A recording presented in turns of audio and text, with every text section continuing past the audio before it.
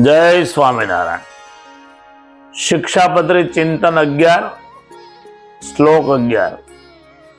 कस्यापि प्राणिनो हिंसा नैव कार्यत्र मामकै सूक्ष्मयूका मत्कुणादे रपि बुद्ध्या कदाचन। स्वामीनारायण भगवाने शिक्षापत्रीना माध्यमथी अहिंसानी वात करी छे। अहिंसा परमो धर्म, आ वात આપણે વેદો થકી પણ જાણીએ છીએ અને આપણા મોટા ભાગના સનાતની ધર્મશાસ્ત્રોની અંદર અહિંસાની વાતો ખૂબ મોટા પ્રમાણમાં કહેવામાં આવી છે। ભાગવત હોય, શ્રીમદ ભગવદ ગીતા હોય, વિષ્ણુ સહસ્ત્રનામ હોય, હરિગીતા હોય, આદિ અનેક જે મુખ્ય ધર્મશાસ્ત્રો છે એની અંદર અહિંસાની વાત ખૂબ મહત્વની કરી છે। ભગવાને વાત કરી કે કસ્યાપી પ્રાણીનો હિંસા નૈવ કાર્યત્ર મામકૈહિ। પૃથ્વી ઉપર જીવનારો હરેક જીવ સ્વતંત્રતાથી જીવવો જોઈએ। આજે આપણે જોઈએ છે કે લાખોની સંખ્યામાં સામાન્ય નાના જીવોથી લઈ અને મોટા મોટા ઊંટ સુધીના જીવોની હિંસા સતત થતી હોય છે।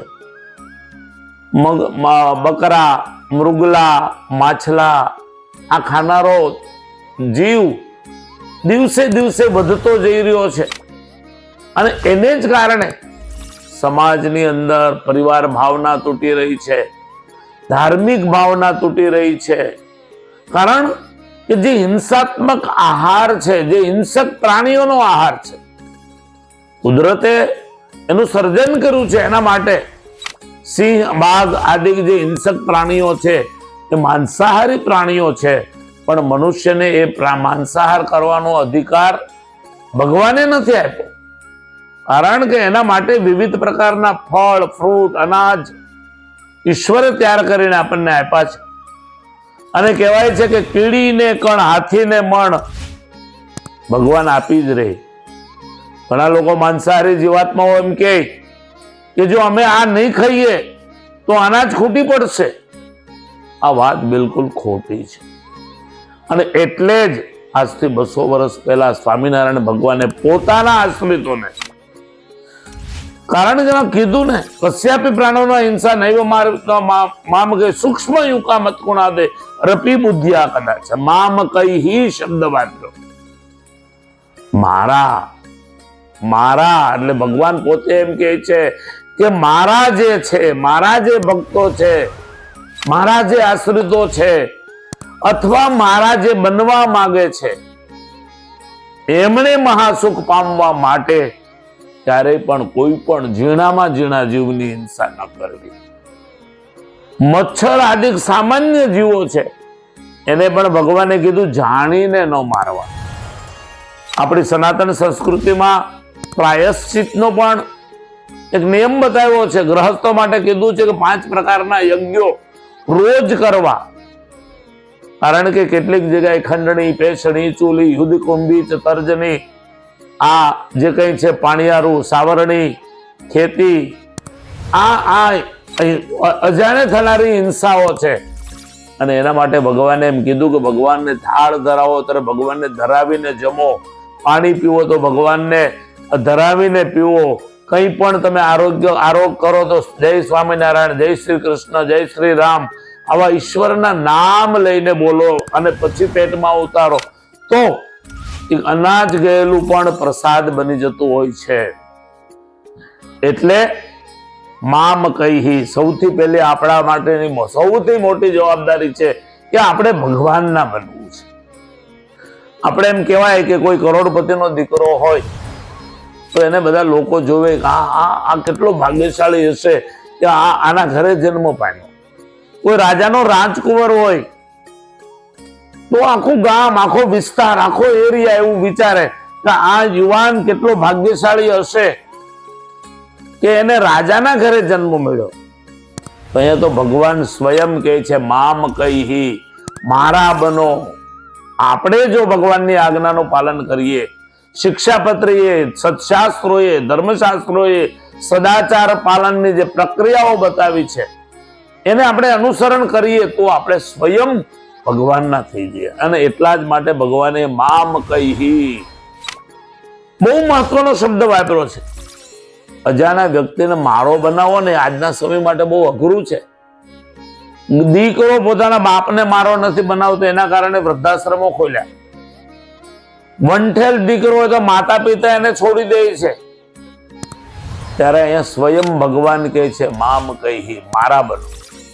મારા કેવી રીતે બનવું? ઈશ્વરના કેવી રીતે બનવું?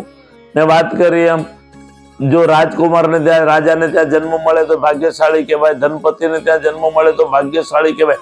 આપણે સ્વયં પરમાત્માના બની જઈએ, પરમાત્માના ખોળામાં બેસી જઈએ તો એનાથી મોટું ભાગ્ય જિંદગીમાં કોઈ છે જ નહીં. પણ એના માટે શિક્ષાપત્રી બતાવેલા માર્ગો એની ઉપર ચાલવું પડે. આજે ભગવાને અહીંયા અહિંસાની વાત કરી છે. આજે પ્રકૃતિ નાશ પામી રહી છે.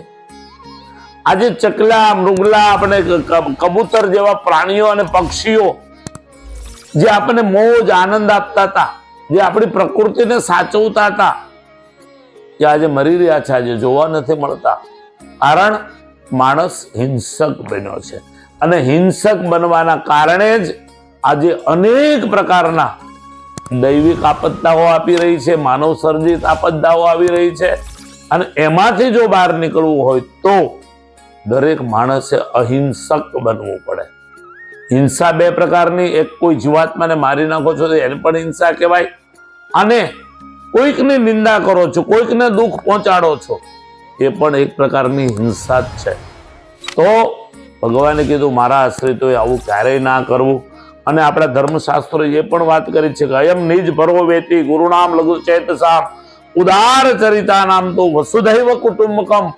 આપણા ધર્મશાસ્ત્રોએ આ પણ વાત કરી છે કે પૃથ્વી ઉપર રહેનારો હરેક જીવ એક પરિવાર છે. અને જયારે પરિવારનો સભ્ય બને પછી એને મરાય નહીં. આપણા વડવાઓ ખેડૂતો, ખેડૂતના ઘરે જન્મ પામ્યો છું એટલે મને ખબર છે એકાદશીના દિવસે બળદને જોડતા નહીં, સારું સારું ખવડાવતા. ત્યારે વાવણી વાવવાની હોય ત્યારે એના માટે સ્પેશિયલ લાપસીઓ બનતી, ગોળ ખવડાવવામાં આવતો, એની પૂજા થતી. એક પ્રાણીઓની પણ પૂજાઓ આપણા પરંપરામાં થતી. આજે આપણે આ બધી પરંપરાઓ ભૂલી રહ્યા છીએ. એટલે એને છોડીને જે ભૂલેલી પરંપરાઓ છે, જે પાશ્ચાત્ય તરફ આપણી નજર છે, એને છોડવાની જરૂર છે. અને આપણી સંસ્કૃતિએ બતાવેલા માર્ગો ઉપર જો આપણે ચાલવા પ્રયત્ન કરીશું તો આ લોકની અંદર ને પરલોકની અંદર મહાસુખને પામીશું. ભગવાને એટલા માટે જ આપણને શિક્ષાપત્રી આપી છે કે મારો ભક્ત સર્વ પ્રકારે સુખી રહે. આ ચિંતા સ્વયં પરમાત્માએ કરી છે. આપણે એના બનીએ અને એ બતાવેલા માર્ગો ઉપર ચાલવા પ્રયત્ન કરીએ, જેનાથી આપણે સર્વ પ્રકારે સુખી થઈએ. સૌને ખૂબ ભાવથી જય સ્વામિનારાયણ. આ શ્લોક આપના માધ્યમથી, યુટ્યુબના માધ્યમથી, ફેસબુકના માધ્યમથી વધુમાં વધુ ફેલાવો એવી મારી ગરબદ્ધ પ્રાર્થના છે. સૌને ભાવથી જય સ્વામિનારાયણ.